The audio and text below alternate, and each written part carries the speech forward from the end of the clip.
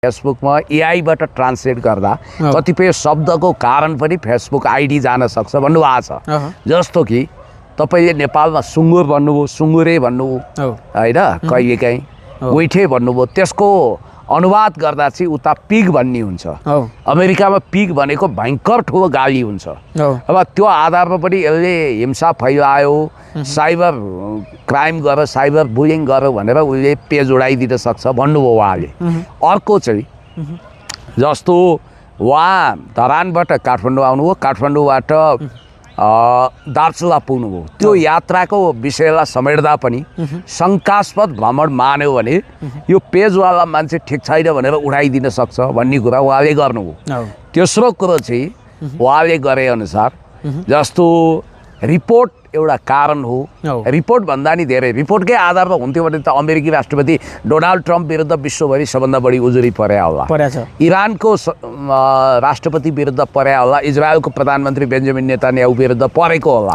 रिपोर्टको आधारमा मात्रै उड्दैन है, रिपोर्टको आधारमा मात्रै उड्दैन है, त्यो उहाँले भनेको कुरा भन्दैछु। मेरो आफ्नो तथ्य तर्क त म राखिहाल्छु नि। अर्को उहाँले के भन्नुभएको छ भने सायद हर्क साम्पाङको फेसबुकमा यस्ता शब्दहरू आयो होलान्, के भयो होला, त्यसकारण उडायो। अब यसको लागि चाहिँ नेपालमा फेसबुक दर्ता गरेको भए नेपालबाट स्पष्टीकरण पठाउने आदि इत्यादि हुन्थ्यो। अब सिङ्गापुर मार्फत गर्नुपर्छ, सिङ्गापुरले फेरि अदालतलाई सोध्ला, अब अदालतको अर्डर लिए भन्ला।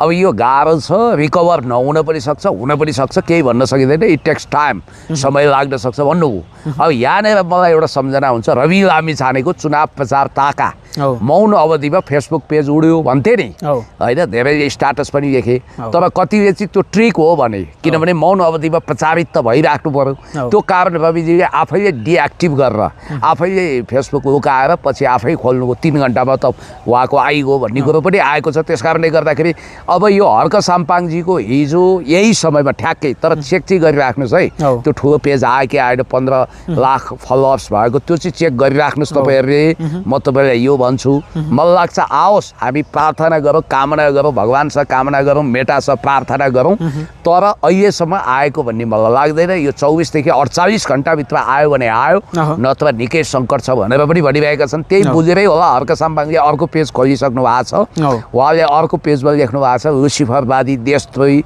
विकास विरोधी, श्रम विरोधीहरूले मलाई बारम्बार यो ढङ्गले यो रिपोर्ट गरिराखे, त्यसकारण मेरो उडाइदिए भन्नुभएको छ उहाँले। एउटा कुरो के ख्याल गर्नुहोस् भने अब उहाँले जब सेफली अराइभ्ड एट एलम्बर एयरपोर्ट एट काठमाडौँ भन्नुभयो नि, म काठमाडौँको तपाईको एलम्बर अन्तर्राष्ट्रिय विमानस्थलमा आइपुगेँ भनेर लेखेपछि आगो भएकाहरूले यो त त्रिभुवन अन्तर्राष्ट्रिय विमानस्थललाई एलम्बर एयरपोर्ट भन्ने भनेर उहाँको रिपोर्ट गरेर आइडी उडाएका हुन सक्छन् भन्ने एकाथरी एसेसमेन्ट छ, एकाथरी व्याख्या विश्लेषण त्यो छ। अब अर्को कोड छ, फेरि एउटा ख्याल गर्नु होला, अर्को थरी के भन्छन् भने उहाँले चाहिँ यो पूर्व पश्चिम हाइवेलाई बालेन शाहले पूर्व पश्चिम हाइवे होइन, पहिला जस्तै महेन्द्र हाइवे बनाऊँ, महेन्द्र राजमार्ग बनाऊँ भनेर उहाँले भनिसकेपछि एलम्बर हाइवे किन नभन्ने भनेर उहाँले फरक मत राखेका हुनाले उहाँमाथि धेरैले रिपोर्ट गरेर यो उडाए, उटपट्याङ कुरा भयो र शङ्कास्पद भयो भन्ने हिसाबले पनि उडाए भनेर भनिरहेका छन्। तर मलाई जहाँसम्म के लाग्छ भने म तपाईँलाई कति ख्याल छ, सम्झना छ, हामी त्यो क्यान्टिन अगाडि इन्टरभ्यू गर्थ्यौँ, त्यो बेलामा पनि मैले के भनेको थिएँ भने पुरानो भिडियोको अर्काइभमा गएर हेर्नुहोस्, मैले के भनेको थिएँ भने सायद तपाईँहरूकोमा छ छैन, सिलिचुङ लगायतका मिडियामा छ, मैले के भनेको थिएँ भने अब हर्क साम्पाङको यो पेज डेन्जर जोनमा छ, रिपोर्ट भएको भए छ, कुन दिन उडाइदिन बेर छैन भनेको थिएँ। तर आज रिपोर्ट मात्रै होइन, अरू कारण, भू राजनीतिक कारण पनि भनियो, किनभने उहाँले हमेसा एमसिसी भनेको इन्डो पेसिफिक स्ट्राटेजी सालनाल जोडिएको मिलेनियम च्यालेन्ज कर्पोरेसन, यो अमेरिकी सैन्य अनुदान हो, यो आउनु हुँदैन भनेर उहाँले भन्नुभयो। सिलिकन भ्यालीमा हेडक्वार्टर रहेको फेसबुक मेटा कम्पनी वास्तवमा अमेरिकी सरकारप्रति वफादार छ, उसको नीतिहरूको संरक्षण गर्छ। त्यस कारण एमसिसीको लगातार विरोध गरेको स्टेट पार्टनरसिप प्रोग्राम यानि कि एसपीपी पास हुनु हुँदैन, ल्याउनु हुँदैन भनेर भनिरहेको, राष्ट्रियताको अडान लिएको, गरिब निभुका जनताहरू को खाना छानाको लागि सङ्घर्ष गरेको अनि भ्रष्टाचारीहरूको धोलो काटेको मन्त्रीहरूको विरोध गरेकै कारणले चाहिँ यो आइडी नै बन्द सिलिकन भ्यालीले एकदमै राम्रो छ रिकग्नाइज गर्ने बालेन शाह र सुदन गुरुङहरूलाई उहाँले आलोचना गरेको हुनाले लुसिफरवादी भनेको हुनाले उहाँको आइडी उडाएको हुनसक्छ भन्ने कुरा आएको छ। ए बाबा हर्क साम्पाङले त के नराम्रो गर्नुभएको छ? अहिले त हर्क साम्पाङ र बालेन शाहको त लप परिसक्यो भने त के फेरि बिछोड भइसक्यो यिनीहरूको? होइन लप त होइन कि त्यो उपसभामुख पद संवैधानिक पद हो, उहाँको पोल्टामा पर्यो, त्यो ठुलो कुरो होइन, सरकारमा गएको होइन, सत्ताको हिस्सा बनेको होइन। फेरि अब उहाँले त्यस्तो रफ वर्ड युज गरेका छैन।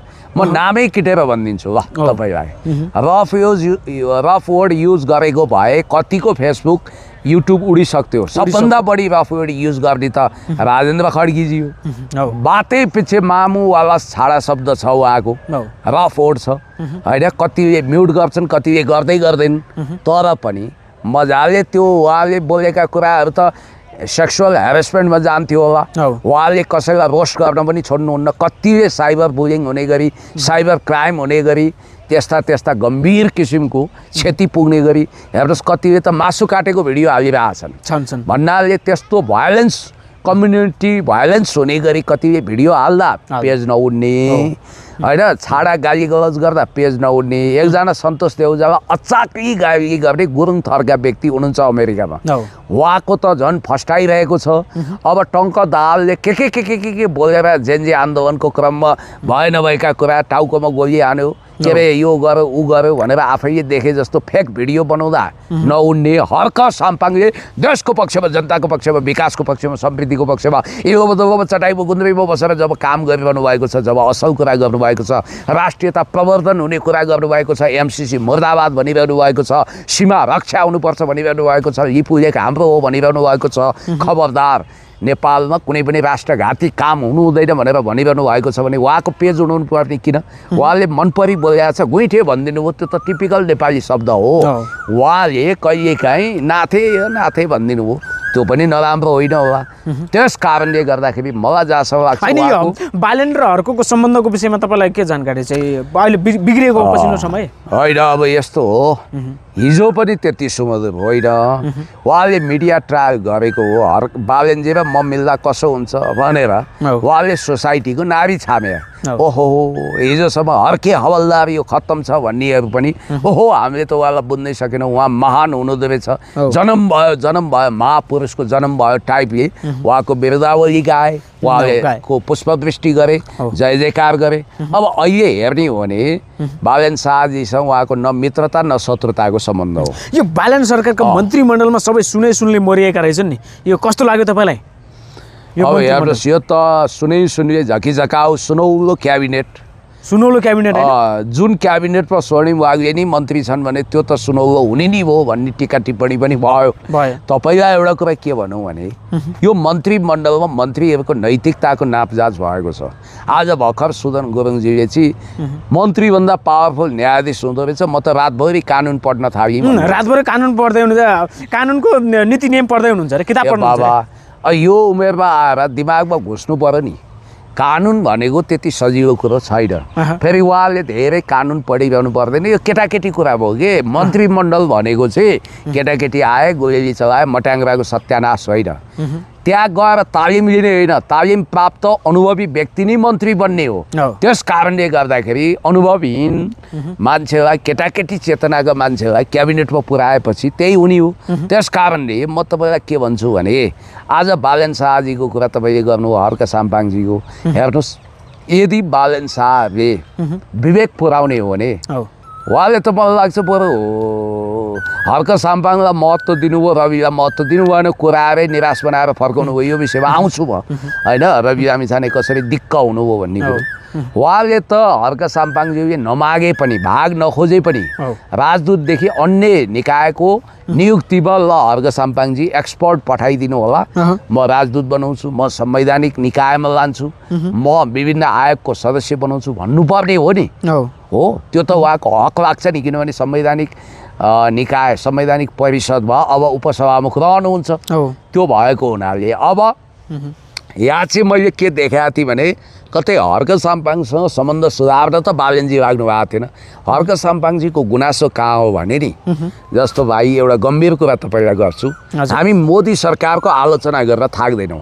चायवाला मोदी भन्छौँ, के भन्छौँ, उनको दुईटा रूप छ भन्छौँ।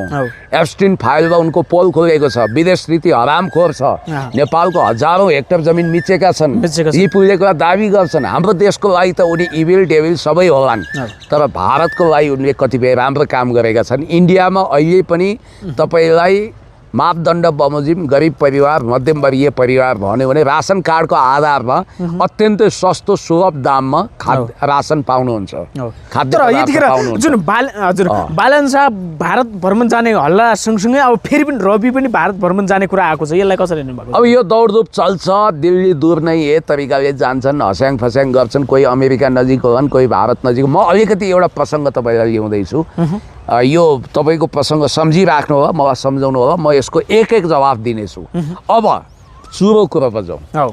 भारतमा मूल्य वृद्धि त्यत्रो हुँदा पनि त्यहाँ पनि प्राइस हाइक छ, तर नेपाल जस्तो अचाक्ली छैन। यहाँ तपाईँले 3500 रुपियाँ बोरा चामल किन्नुहुन्छ हो, भारतमा 700 रुपियाँ बोरामा पाइन्छ कि, नेपाली 700। भारतमा त्यही कार 12 लाख 10-12 लाख पर्छ, यहाँ 35 लाखमा बेच्छन्। कति अन्याय छ होइन। अनि अर्को कुरो मैले तपाईँलाई भनिहाल्नु, यहाँ रासन कार्डको व्यवस्था छैन, ठुला कुरा गरेर हुन्छ। तपाईँलाई एउटा जानकारी गराउँछु, चोक चौतारोमा जानुहोस्, खान पाएका डकार्न पाएका अहिलेसम्म मध्यम वर्गबाट गरिब नभएका हेर्नुहोस्, यही अवस्था रहने भने देशमा 10 लाख मान्छे तत्कालै गरिब हुँदैछन्। श्रम बजारमा 4 लाख बेरोजगार थपिए, अहिले दर्जनौँ फ्याक्ट्री प्राइभेट कम्पनीहरू बन्द भयो, धेरै ठाउँमा रोजगारी गुमेको छ। ती मान्छे कि अपराधमा जान्छन् कि गाउँ फर्किएर पनि काम पाउँदैनन्, ती सरासर बेरोजगार हुने हो। बेरोजगारको अखडा भने अपराधको पृष्ठभूमि हो, अपराधको धरातल हो त्यो प्रायः जसो। तपाईँलाई एउटा कुरो भनौँ, अहिले महँगी मात्रै कन्ट्रोल गरिदिएको भए, तेलको भाउ मात्रै नबढेको भए तपाईँ हामी हैन त्यो कन्ट्रोल गर्न सक्ने त्यो क्षमता ताकत राख्थ्यो त। म अर्थमन्त्री भइदिए भए, प्रधानमन्त्री भइदिए भए गर्थे। कसरी भन्नु, कसरी गर्ने, ल ठ्याक्कै आधार भन्नुहोस् त। कसरी भने तपाईँलाई सम्झाउँछु, त्यसको लागि दूरदृष्टि चाहिन्छ। 2 खरब भने राज्यलाई जोगावट गर्न ठुलो कुरो होइन। 2 खरब जसरी केपी ओलीले 1 खरबको सब्सिडी दिएर मूल्य नियन्त्रण गर्नुभएको थियो, यहाँ त केपीको झोले भनिदिइहाल्छन्, सही कुरा त गर्नै हुँदैन। केपी ओलीले त मूल्य नियन्त्रण गरे हो नि। केपी ओली जनतासँग डराउनुहुन्थ्यो कि, केपी ओली अध्यक्ष कमरेड केपी ओली बाहिर तितो बोले पनि, अलि खराब बोले पनि उहाँ जनताले आन्दोलन गर्छन् कि भनेर डराउनुहुन्थ्यो। अहिले त बालेनजीमा डरै छैन, जनता भने के हो र मेरो जादुमा लट्ठ छन् भन्ने छ। जबसम्म यो मध्यम वर्ग बौलाउँदैन नि, जबसम्म यिनीहरूको बैंकले घर खेत खाँदैन नि, जबसम्म यिनीहरू सम्पूर्ण रूपमा डुब्दैनन् नि, यी त आन्दोलन गर्न रस बस्या फेसबुकमा कराएर होइन बाँचिरहेछन्। यिनीहरू अब गरिबीमा धकेलिँदैछन्, त्यसपछि नेपालमा हुने आन्दोलन थेगिन सक्नुहुन्छ। मैले तपाईँलाई एउटा कुरा के भनौँ भने याद गर्नु होला, जस्तो अहिले 2 खर्ब भनिन्छ, कोहीले 1.5 खर्ब भन्छन्, कोहीले 2 खर्ब, त्यति पैसा भइदिएको भए आयल निगमलाई सब्सिडी दिने, त्यति आयल निगमलाई मूल्य समायोजन गर्नु, 1 रुपियाँ नबढाउनु। किनभने आखिर यो त कृत्रिम मूल्य वृद्धि हो नि। भारतमा 92 रुपियाँमा पाइने यहाँ 219 रुपियाँमा बेचिरहेको छ प्रति लिटर होइन। तपाईँको पहिला 1000 लिटरले ट्याङ्की फुल हुन्थ्यो, अहिले कति यति तेल आउँछ जम्मा हो कि होइन। तपाईँलाई मैले के भन्छु भने 2 खर्ब सब्सिडी दिएको भए खबरदार आयल निगमको अध्यक्ष जिएमलाई बोलाएर 1 रुपियाँ पनि मूल्य नबढाउनुहोस्। तपाईँहरूले ज्यादती गरिरहनु भएको छ, बोनस बाँड्नुहुन्छ। कृत्रिम मूल्य वृद्धि किन, कृत्रिम हाहाकार किन भनेर मूल्य समायोजन गरेर 1.5-2 खर्ब रुपियाँ राज्य कोषबाट दिएको भए त्यो दिने विधि के, राज्यसँग पैसा छैन भन्नु होला। म तपाईँलाई के भन्छु भने पैसा मजाले छ, आइडिया हुनु पर्यो। एउटा अनुत्पादक काममा 2 खर्ब रुपियाँ जो खर्च हुँदैछ, साधारण खर्च, एउटा सङ्कल्प लिने, सांसदहरूले देश तबाह हुँदैछ, गरिबहरू झन् गरिब हुँदैछन्, देश ध्वस्त हुन लाग्दा अब हामी 5 वर्षको 2 वर्षको भनौँ या 5 वर्षको तलब भत्ता 1 सुको लिँदैनौँ। मन्त्रीहरूले भत्ता नलिने भनेको भए खरबौँ रुपियाँ बस्दो कि बस्दैन थियो। अहिले त पिएलाई पनि दिने, पिएलाई दिँदाखेरि यहाँ बाहिर 30,000 भनेर प्रचार गरिए पनि लगभग 49,000 उसले पाउने रहेछ। 5 वर्षभित्र 50 करोड रुपियाँ त पिएलाई जाँदैछ, तपाईँले कहाँबाट लिने? अनि पिएबाट फेरि ऊ लिने रे रासोपाले त हो। लेभी लिने रे लेभी राज्य कोष हाम्रै कर डङडङ्ती खाली गर्ने होइन हाम्रै कर रुट्ने होइन मैले तपाईँलाई भने सांसदहरूले देशमा गरिबी छ महँगी छ हामी निःशुल्क रूपमा जस्तो तपाईँसँग बोलिरहँदा मैले फिल ल्याएको छु त छैन त्यस्तै गरी निःशुल्क स्वयंसेवा गर्ने हो नि हामी बरु चक डस्टर गर्छौँ तर त्यो किन त्यो आँट गर्दैन यो बालन सरकारका मन्त्रीहरू हो त्यो नैतिक हिम्मत हुनु पर्यो नि पहिलो कुरो उहाँहरू कमाउनु आउनु भएको छ कहाँ आँट गर्नुहुन्छ कमाउन आउनु भएको हो तर कमाएर आएको हुन् भन्छ त ह्यात्तेरिका हिजो कुन स्रोतले कमाउनु हो त्यो पनि स्रोत पनि खोज्नु पर्ला नि रातारात एउटा तपाईँको भरियाको छोरोले 34-35 करोड रुपियाँ कमाउँछ ठमेलमा डिजे नाच्ने अहिले पनि हातमुख जोर्न धौधौ छ तर कोहीसँग यत्रो ल्यान्ड क्रुजर गाडी घोडा महल होइन तपाईँको भूमि सुधारको मापदण्डभन्दा विपरीतको जग्गा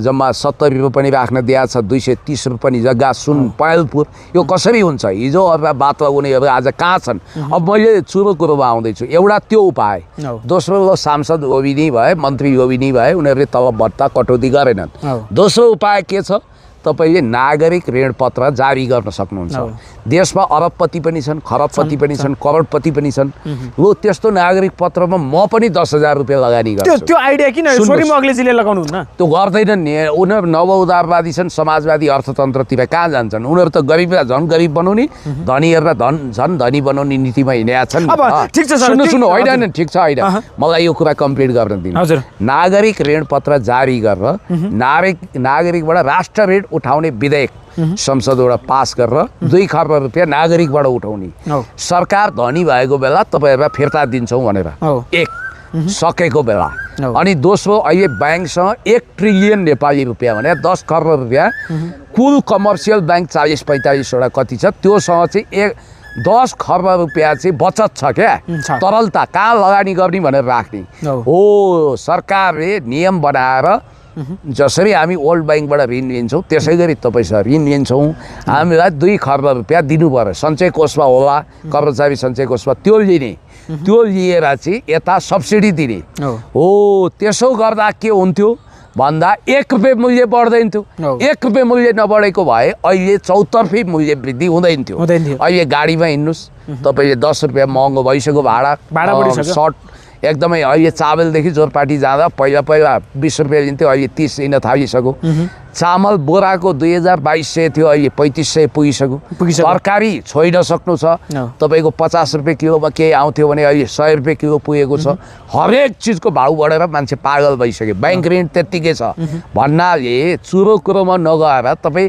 सर्फेसै रमाएर हुन्छ हर्क साम्पाङले विरोध गरेको त्यही हो अब तपाईँले अहिले भावी हामी छानेको कुरा उठाउनु हेर्नुहोस् भावीजी जानुभयो भेट छलफल गरौँ भनेर बाबुलेनजी छोरी खेलाइरहनु हो उहाँले महत्त्व नि दिनु भएन 45 मिनटसम्म पर्खिनु पर्यो 45 मिनटसम्म पर्खिनु अब मेरो छोरीभन्दा तिमी सानो हो म ठुलो मान्छे म त प्रधानमन्त्री मैले तपाईँलाई किन महत्त्वका साथ सम्बन्ध खटपट भएको यिनीहरूमा हो चिसिएको छ यो चिसिनुको कारण के होला तपाईँलाई चिसिनुको कारण भावी लामी छानेलाई उहाँले महत्त्व दिनु भएन म सरकार प्रमुख प्रधानमन्त्री हुँ म ठुलो बडो हुँ तपाईँ पार्टी चलाउनुहोस् तपाईँमाथि मुद्दा मामिला छ म चोखो मान्छे हो म ठुलो मान्छे हो तपाईँले मैले जे दिन्छु त्यो खानु होला ठुला कुरा नगर्नुहोस् भन्न खोजे हो तर कतिले भन्छन् कि फेरि बालेनले जे निर्णय गर्छन् त्यो निर्णय गर्नुभन्दा पहिला चाहिँ सबै आदेश चाहिँ रविबाटै लिन्छन् रविलाई सोधेर नै निर्णय सार्वजनिक गर्छन् भन्छन् त त्यो होइन त्यो गलत कुरा हो बालेनजीले कसैसँग छलफलै गर्नुहुन्न उहाँको नेचर भनेको उहाँको मित्र मण्डली छ नि साथीभाइ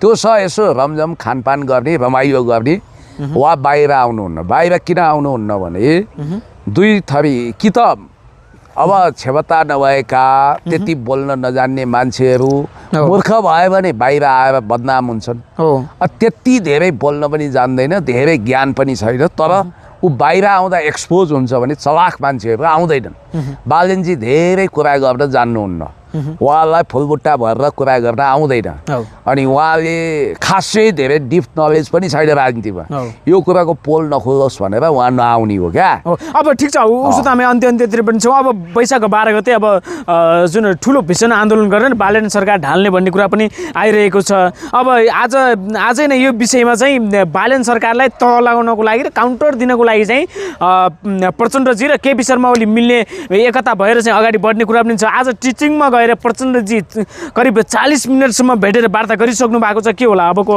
समय परिस्थिति कसरी अगाडि बढ्छ? नेपाली राजनीति अब कसरी अगाडि बढ्छ? आजको भू राजनीतिक परिस्थितिले वामपन्थी कम्युनिस्ट देशभक्तहरू एक ठाउँमा आउनु अनिवार्य देखायो। त्यो आउनुपर्छ, मिलेर जानुपर्छ, फुटेर होइन जुटेर जानुपर्छ। भाइ फुटे गवार फुटे यो ठिकै हो, तर मिल्ने भने देश जनता विकास समृद्धिको लागि हो।